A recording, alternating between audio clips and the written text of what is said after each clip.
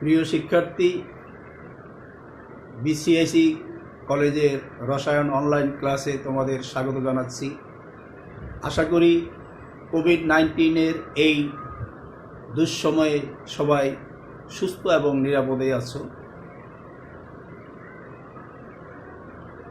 সরকারি সিদ্ধান্ত এবং বিসিএসই কলেজ প্রশাসনের সিদ্ধান্ত মোতাবেক আমরা অনলাইন ক্লাস শুরু করেছি। কারণ করোনা ভাইরাসের এই মহামারী তথা এই প্রভাব আরও বেশ কিছুদিন থাকার সম্ভাবনা আছে। যেহেতু সরাসরি ক্লাস নেওয়া সম্ভব হচ্ছে না, কাজেই এই মুহূর্তে অনলাইন ক্লাসের কোনো বিকল্প নেই। তোমরা সবাই অনলাইন ক্লাসে নিয়মিত যুক্ত থাকবে। তো আমি তোমাদের জৈব রসায়ন নিয়ে আলোচনা করব। তোমাদের সেকেন্ড ইয়ারের সিলেবাস মূলত এটা জৈব রসায়ন। জৈব রসায়নে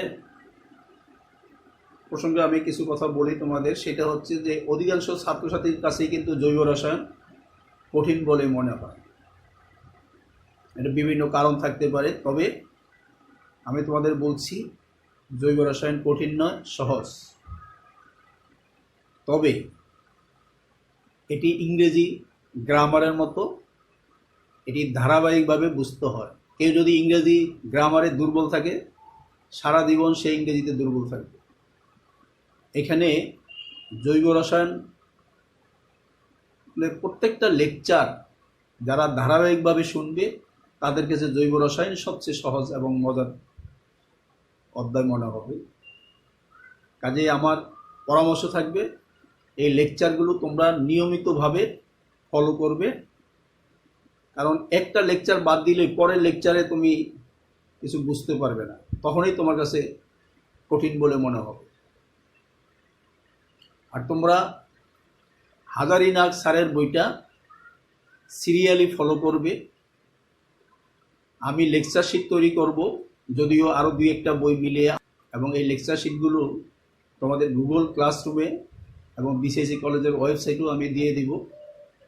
তবে তোমরা বিশেষ করে হাজারিনাগ স্যারের বইটাকে ফলো করলেই ধারাবাহিকতা পাবে, নতুবা একাধিক বইকে একসাথে ফলো করলে ধারাবাহিকতা পাবে না। তবে পড়ার সুবিধার জন্য অন্যান্য বইয়ের হেল্পটা দরকার। তাহলে আমরা এখন শুরু করছি।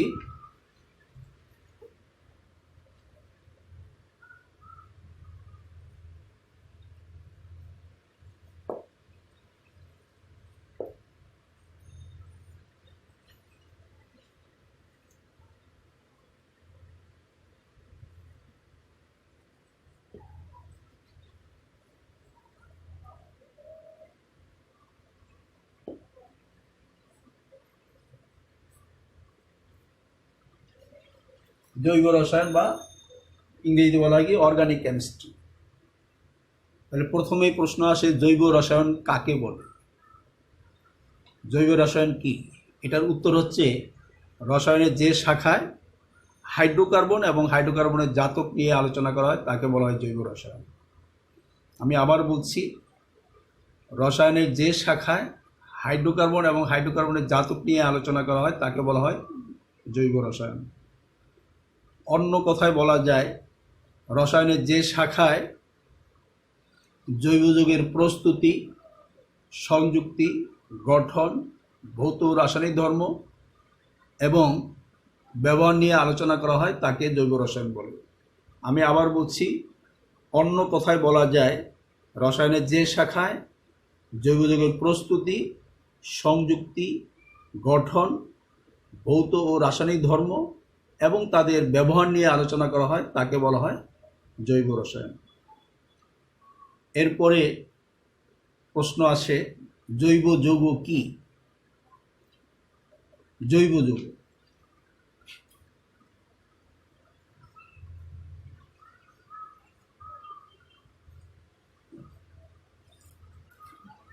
সংজ্ঞাটা তোমরা লক্ষ্য করো। জৈব যৌগ কাকে বলে? হাইড্রোকার্বন এবং হাইড্রোকার্বনের জাতক যৌগগুলোকে বলা হয় জৈব যৌগ। আবার বলছি, হাইড্রোকার্বন এবং হাইড্রোকার্বনের জাতক সমূহকে বলা হয় জৈব যৌগ। আমি এটা উদাহরণ দিই, তাইলে তোমাদের কাছে এটা ক্লিয়ার হবে।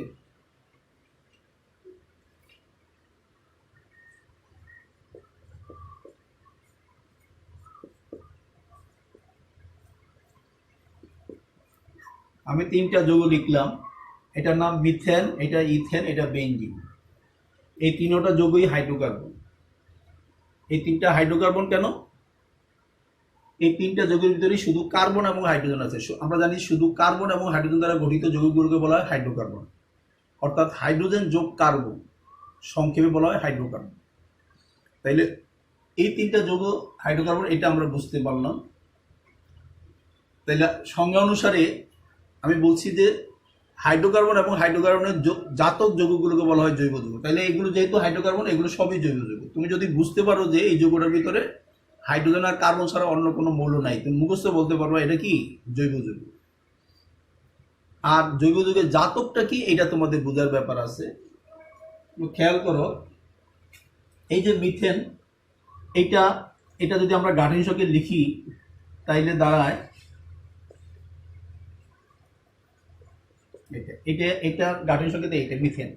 দেখো এখানে একটা হাইড্রোজেন পরমাণু যদি আমরা অন্য একটা পরমাণু দ্বারা প্রতিস্থাপিত করে দিলাম, এখানে ক্লোরিন নিয়ে আসলাম, তাহলে এই যৌগটা হচ্ছে মিথেন নামক হাইড্রোকার্বনের জাতক। আমরা এটাকে কি বলি? Methyl chloride. মিথেন যেহেতু হাইড্রোকার্বন, মিথাইল ক্লোরাইড হচ্ছে এই হাইড্রোকার্বনেরই জাতক। আমরা যদি যেমন এটা ইথেন, এটাকে আমরা কিভাবে লিখি গাঠনিক সংকেত?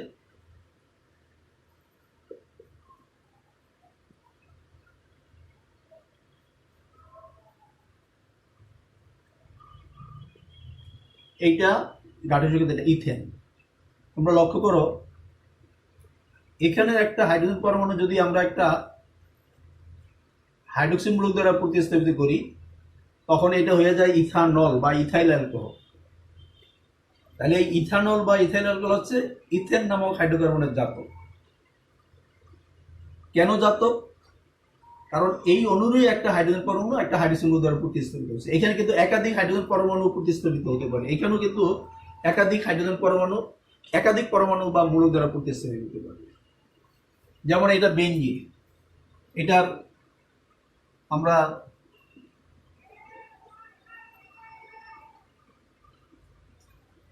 গাঠনিক সংকেতটা এরকম জানি,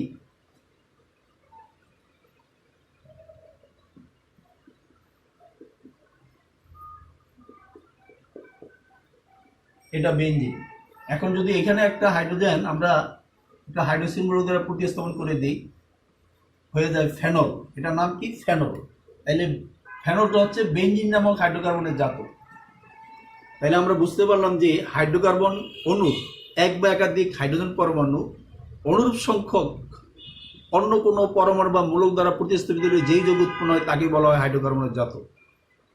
আমি আবার বলছি, হাইড্রোকার্বনের অনুস্থিত এক বা একাধিক হাইড্রোজেন পরমাণু অনুরূপ সংখ্যক অন্য কোনো পরমাণু বা মূলক দ্বারা প্রতিস্থাপিত হলে যেই যৌগ উৎপন্ন হয় তাকে বলা হয় হাইড্রোকার্বনের জাতক।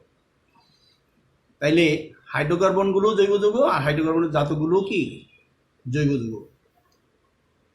আমরা এবার অন্য পড়ায় যাই।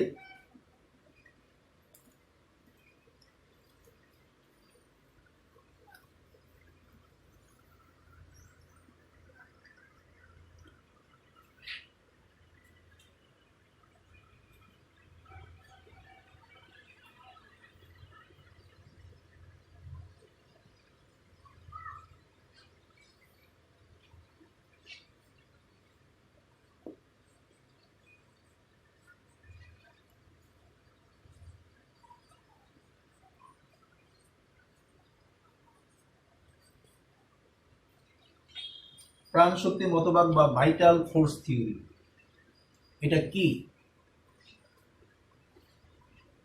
1815 সালে সুইডিশ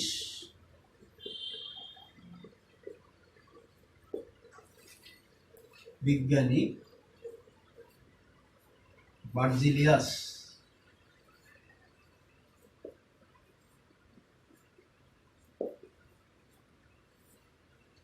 লক্ষ্য করো, এই প্রাণ শক্তি মতবাদটা কার, কত সালে? 1815 সালে সুইডিশ বিজ্ঞানী বার্জিলিয়াসের প্রাণ শক্তি মতবাদ বলা হয়। প্রাণ শক্তি মতবাদ কি? 1815 সালে এই সুইডিশ বিজ্ঞানী বার্জিলিয়াস প্রস্তাব করেন যে জৈব যৌগসমূহ কেবলমাত্র জৈব উৎস থেকে, অর্থাৎ জীব দেহ থেকে পাওয়া যায়, উদ্ভিদ এবং প্রাণী দেহ থেকে পাওয়া যায়। অজৈব কোনো উৎস থেকে জৈব যৌগ প্রস্তুত করা সম্ভব নয়।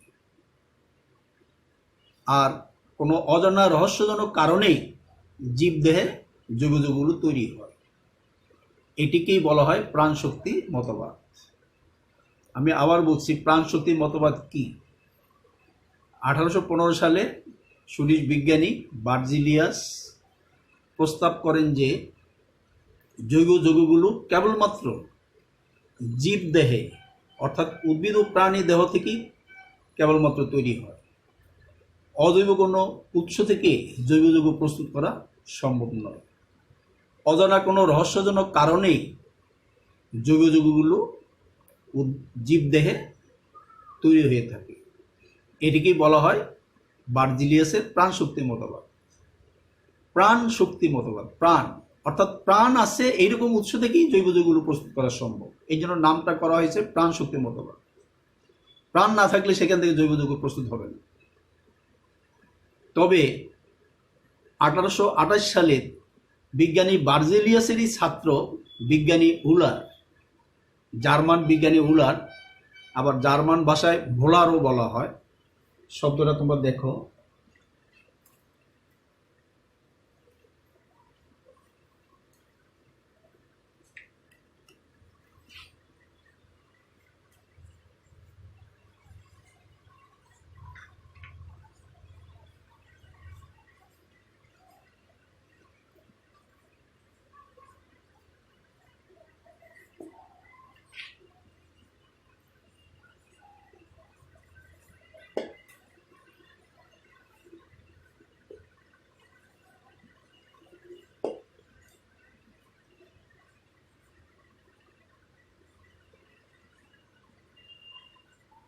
দেখো, এই যে জার্মান বিজ্ঞানী উলার বানানটা এরকম। তো জার্মান ভাষায় এই ডাব্লিউটা কি ভ উচ্চারণ হয়, এই কারণে জার্মান ভাষায় উলার না বলে ভোলার বলা হয়।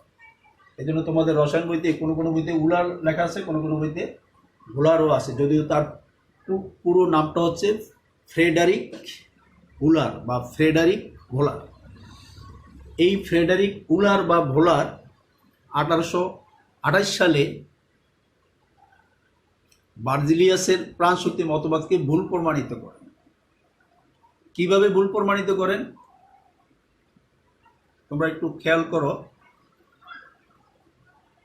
বিজ্ঞানী উলার তার গবেষণা কাজের প্রয়োজনে ল্যাবরেটরিতে অ্যামোনিয়াম সায়ানেট তৈরি করছিলেন। কিভাবে তৈরি করছিলেন? অর্থাৎ তার অ্যামোনিয়াম সায়ানেট প্রয়োজন ছিল, কঠিন অ্যামোনিয়াম সায়ানেট প্রয়োজন ছিল। তিনি কি করলেন, ল্যাবরেটরিতে অ্যামোনিয়াম সায়ানেট কঠিন অবস্থায় না থাকায় বা প্রস্তুত করা না থাকায় উনি নিজে যেই কেমিক্যাল আছে সেগুলো দিয়ে প্রস্তুত করা শুরু করেন। কিভাবে শুরু করলেন? উনি লেড সায়ানেট আছে, সেই লেড সায়ানেটের সাথে অ্যামোনিয়াম ক্লোরাইডের বিক্রিয়া করেন, তাপ দেন। দুইটা দ্রবণকে তাপ দিয়ে উনি অ্যামোনিয়াম সায়ানেটের দ্রবণ পান। ওই অ্যামোনিয়াম সায়ানেটের দ্রবণকে যখন তাপ দিয়ে কঠিন করতে চাইলেন, তখন উনি আশ্চর্যজনকভাবে জৈব যৌগ ইউরিয়া পেয়ে যান।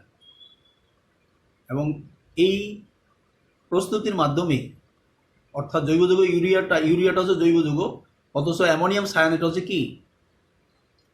অজৈব যৌগ। এটির মাধ্যমেই বিজ্ঞানী উলার বার্জিলিয়াসের প্রাণ শক্তি মতবাদকে ভুল প্রমাণিত করেন। তোমরা বিক্রিয়া লক্ষ্য করো, তাইলে তোমাদের ক্লিয়ার হবে।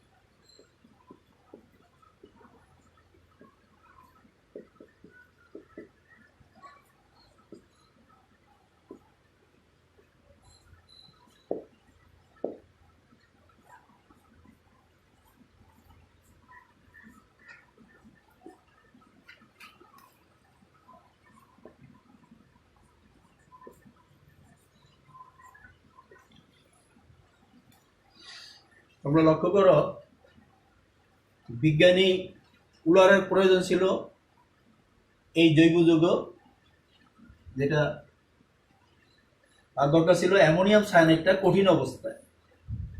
এখানে এটা কিন্তু দ্রবণীয় অবস্থায় আছে। তো অ্যামোনিয়াম সায়ানাইডটা যেহেতু ল্যাবরেটরিতে নেই, বিজ্ঞানী উলার কি করলেন, লেড সায়ানাইড এবং অ্যামোনিয়াম ক্লোরাইড, যেই দুইটা যৌগ ল্যাবরেটরিতে ইতিমধ্যে আছে, ওই দুইটাকে তাপ দিয়ে বিক্রিয়া করেন, অ্যামোনিয়াম সায়ানাইড প্রথমে পান। এই অ্যামোনিয়াম সায়ানাইডের দ্রবণটা পান। এই দ্রবণটা তো তার কাজ হবে না, লাগবে কঠিন। এই দ্রবণটাকে যখন তাপ দেন, তখন উনি আশ্চর্যজনকভাবে জৈব যৌগ ইউরিয়া পেয়ে যান। এটা হলো ইউরিয়া, যেটা জৈব যৌগ এবং যেটা প্রাণী দেহের ইউরিনে পাওয়া যায়। স্তন্যপায়ী প্রাণীর ইউরিন থেকে এই ইউরিয়াটা পাওয়া যায়। অর্থাৎ অজৈব যৌগ অ্যামোনিয়াম সায়ানাইড থেকে জৈব যৌগ ইউরিয়া পাওয়া যায়, যেটি বার্জিলিয়াসের প্রাণশক্তি মতবাদকে ভুল প্রমাণিত করেন। কারণ বার্জিলিয়াস বলছিলেন যে অজৈব উৎস থেকে কোনো জৈব যৌগ প্রস্তুত করা সম্ভব নয়, কিন্তু তিনি প্রথম 1828 সালে বার্জিলিয়াসের মতো প্রাণশক্তি মতবাদকে ভুল প্রমাণিত করলেন এবং অজৈব যৌগ থেকে জৈব যৌগ প্রস্তুত করলেন। এই বিক্রিয়াটি অত্যন্ত গুরুত্বপূর্ণ জৈব রসায়নে, কারণ এই বিক্রিয়ার মাধ্যমে জৈব রসায়নের নতুন অধ্যায় খুলে যায়। অর্থাৎ অজৈব যৌগ থেকে জৈব যৌগ প্রস্তুত করার অধ্যায়টা খুলে যায়, ফলে নতুন নতুন জৈব যৌগ প্রস্তুত করা সম্ভব হয়। এই কারণে বিজ্ঞানী উলারকে আধুনিক জৈব রসায়নের জনক বলা হয়। বিজ্ঞানী উলারকে আধুনিক জৈব রসায়নের জনক বলা হয়। কেন বলা হচ্ছে?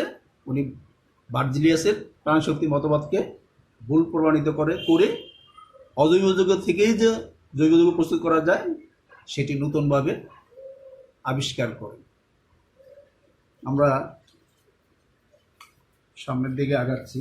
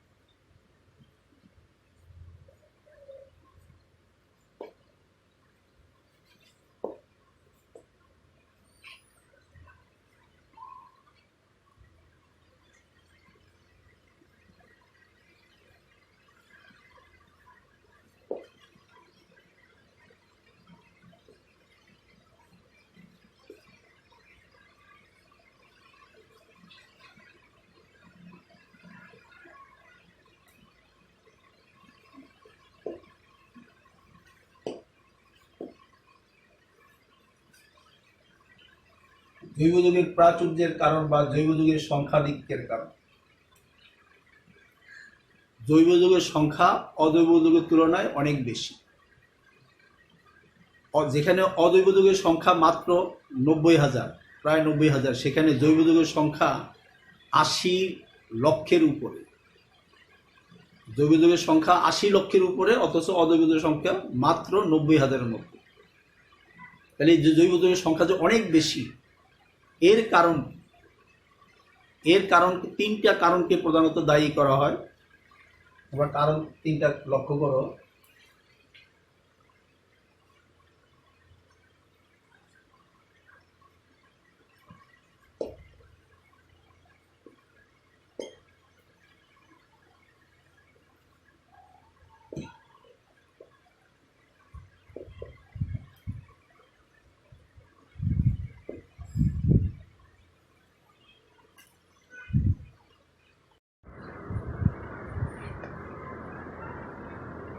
কার্বন পরমাণুর ক্যাটায়নেশন ধর্ম। কার্বন পরমাণুর ক্যাটায়নেশন ধর্মের কারণে কিন্তু জৈব যৌগের সংখ্যা অনেক বেশি হয়। তাহলে এখানে প্রশ্ন থাকে ক্যাটায়নেশনটা কি? ক্যাটায়নেশন এটা ল্যাটিন CATEN, ল্যাটিন ক্যাটেনা মানে হলো চেইন। চেইন মানে শিকড়, বাংলায় শিকড়। তাহলে ল্যাটিন ক্যাটেনা থেকে ক্যাটেনেশন কথাটা আসছে। তাহলে আমরা বুঝতে পারছি যে ক্যাটেনেশনের সাথে শিকলের সম্পর্ক আছে। তাহলে ক্যাটেনেশন কি? কার্বন পরমাণুর ক্যাটেনেশন ধর্ম কি? কার্বন পরমাণু সমূহ নিজেদের সাথে পরস্পর সাথে যুক্ত হয়ে বিভিন্ন দৈর্ঘ্যের শিকলযুক্ত বা বলয়াকার যৌগ গঠন করার ধর্মকে বলে কার্বন পরমাণুর ক্যাটেনেশন। আমি আবার বলছি, কার্বন পরমাণু সমূহ নিজেদের সাথে যুক্ত হয়ে বিভিন্ন দৈর্ঘ্যের কিংবা বলয়াকার যৌগ গঠন করার ধর্মকে বলা হয় ক্যাটেনেশন। আমরা উদাহরণ লক্ষ্য করি।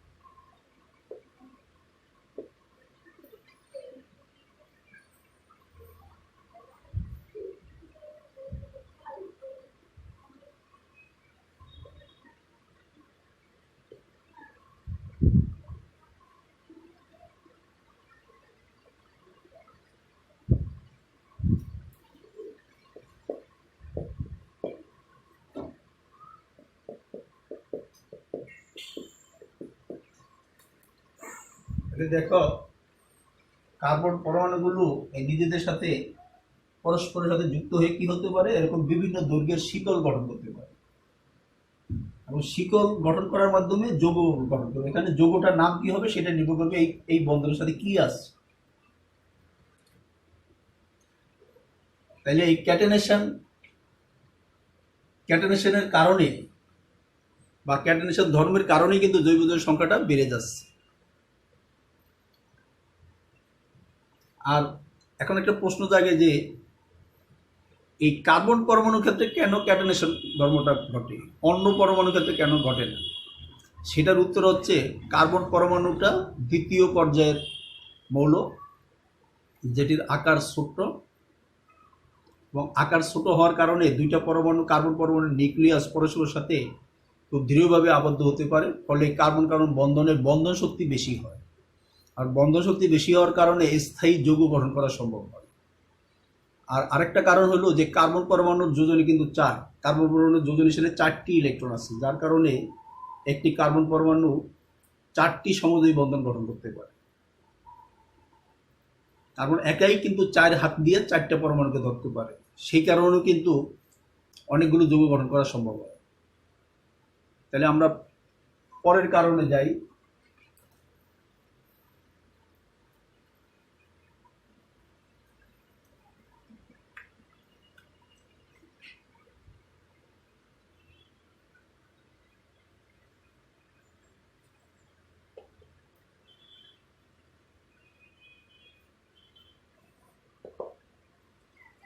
সমানুতা ধর্ম।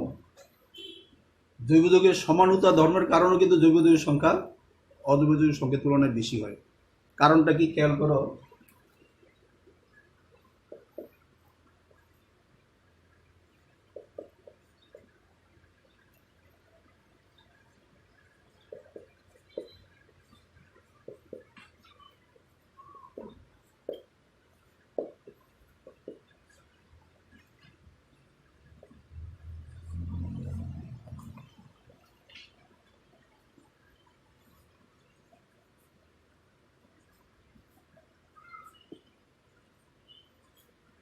দেখো, এই যে একটা আণবিক সংকেত C2H6, আমরা যদি এর গাঠনিক সংকেত লিখি এই দুইভাবে লিখতে পারি। এই গাঠনিক সংকেত যেটা আমি লিখলাম, এটার আণবিক সংকেত এইটা, এরও আণবিক সংকেত এইটা, কিন্তু যৌগ কিন্তু দুইটা ভিন্ন যৌগ হয়ে গেল। কেন?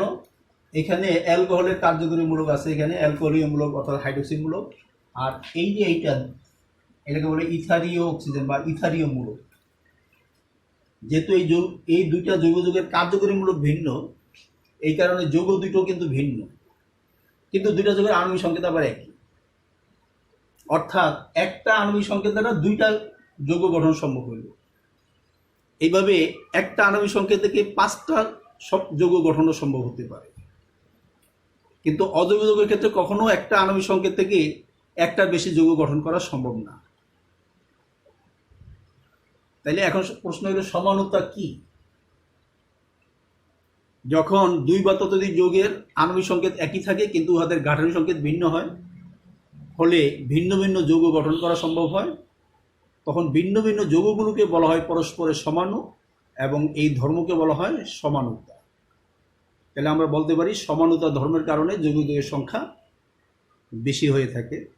আর সর্বশেষ যেটা 3 নম্বর কারণ, সেটি তোমরা লক্ষ্য করো।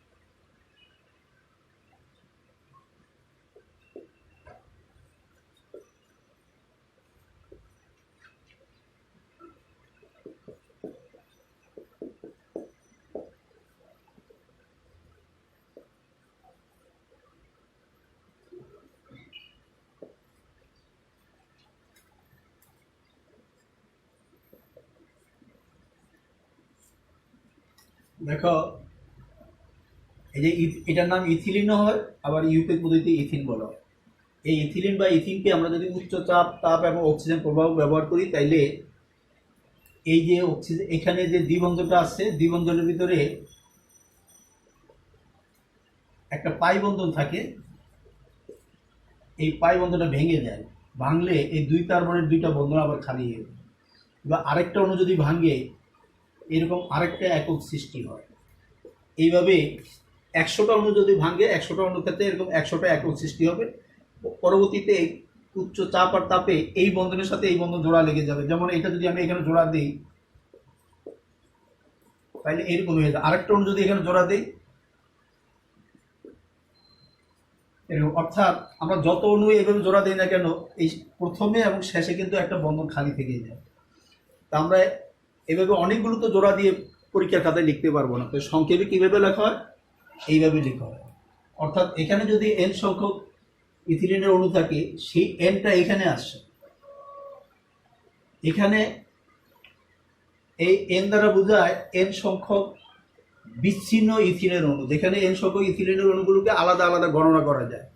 কিন্তু এখানে কিন্তু তা না, এখানে একটা অণু বোঝায় যার নাম পলিথিন।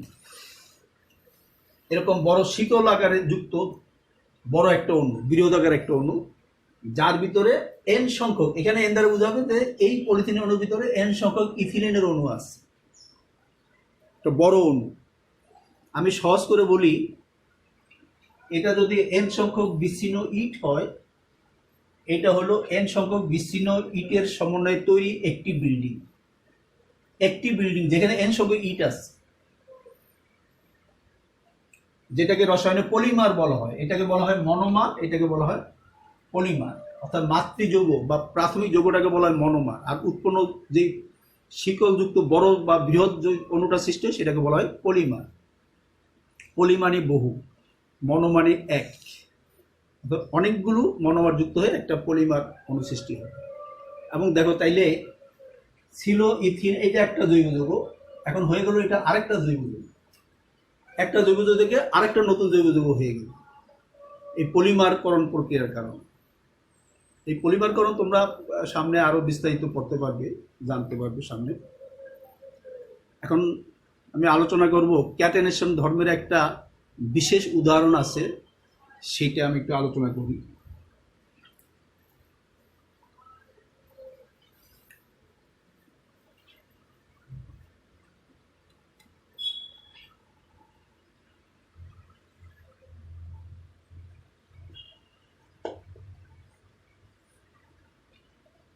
ফুলারিন।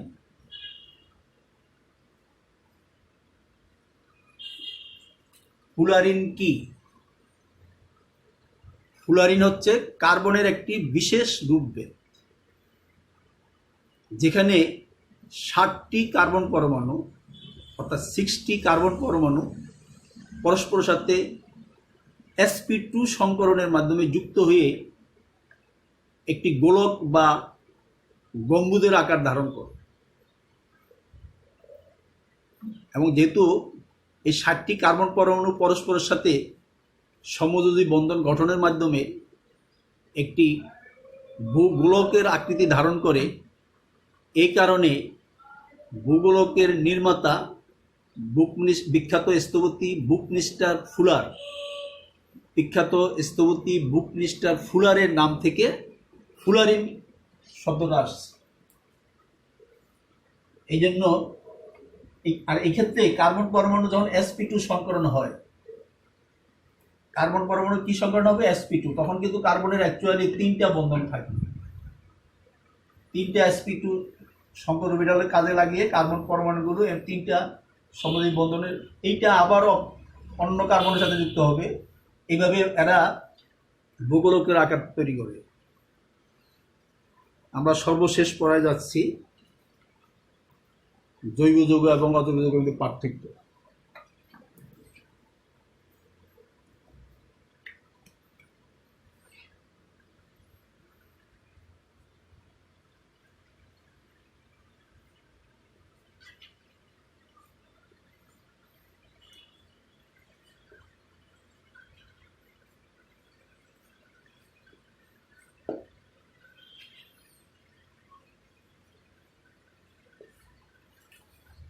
খেয়াল করো, জৈব যৌগ আর অজৈব যৌগের মধ্যে পার্থক্যটা কি। এখানে 1 নম্বর পার্থক্য, জৈব যৌগগুলো মাত্র 7টা পরমাণু দ্বারা গঠিত হয়। এই যে 80 লক্ষের উপরে যে জৈব যৌগ মাত্র 7টি পরমাণু দ্বারা গঠিত। কোন 7টি পরমাণু? Carbon, hydrogen, oxygen, nitrogen, sulphur, phosphorus, halogen. এই হ্যালোজেন মানে এখানে ক্লোরিন, ফ্লোরিন, ব্রোমিন, আয়োডিন হতে পারে। তাহলে এখানে আমরা এই 7টি পরমাণু মিলেই প্রচুর অর্থাৎ 80 লক্ষের উপরে জৈব যৌগ গঠন সম্ভব হয়। আর অজৈব যৌগ আমরা জানি 118টা মৌল। এই 118টা মৌল যে কোনো মৌল দ্বারাই কিন্তু এই যে অল্প সংখ্যক যে অজৈব যৌগ আছে সেগুলো গঠিত হয়। এটি হলো 1 নম্বর পার্থক্য। 2 নম্বর পার্থক্যটা হচ্ছে জৈব যৌগগুলো সমযোজী যৌগ, অর্থাৎ জৈব যৌগের ভিতরে সমযোজী বন্ধন বিদ্যমান, আর অজৈব যৌগের ভিতরে প্রধানত আয়নিক বন্ধন বিদ্যমান। সমযোজী বন্ধনও আছে, প্রধানত আয়নিক বন্ধন বিদ্যমান। জৈব যৌগগুলো যেমন মিথেন, ইথেন আমি বললাম জৈব যৌগ। অজৈব যৌগের উদাহরণ যেমন আমরা বলতে পারি যেমন সোডিয়াম ক্লোরাইড, পানি, এটা আয়নিক, এটা আবার সমযোজী। 3 নম্বর পার্থক্য, জৈব যৌগগুলোর গলনাঙ্ক এবং স্ফুটনাঙ্ক নিম্ন হয়, কম হয়। অজৈব যৌগগুলোর গলনাঙ্ক এবং স্ফুটনাঙ্ক উচ্চ হয়। পরবর্তী পার্থক্য, জৈব যৌগগুলোকে যদি দহন করা হয় কোনো অবশেষ থাকে না, অজৈব যৌগকে দহন করলে অবশেষ থাকে। জৈব যৌগগুলোকে কতগুলো সমগোত্রীয় শ্রেণীতে বিভক্ত করা যায়, অজৈব যৌগগুলোর ক্ষেত্রে কোনো সমগোত্রীয় শ্রেণীতে বিভক্ত করার সুযোগ নেই। তাইলে আমরা আজকের ক্লাসের শেষ পর্যায়ে চলে আসলাম। আজকের অনলাইন ক্লাস এখানেই শেষ করছি। তোমরা সবাই কোভিড-19 এই সময়টায় বাসায় থেকে নিরাপদে অবস্থান করবে, সুস্থ থাকবে এই প্রত্যাশা করি। ধন্যবাদ।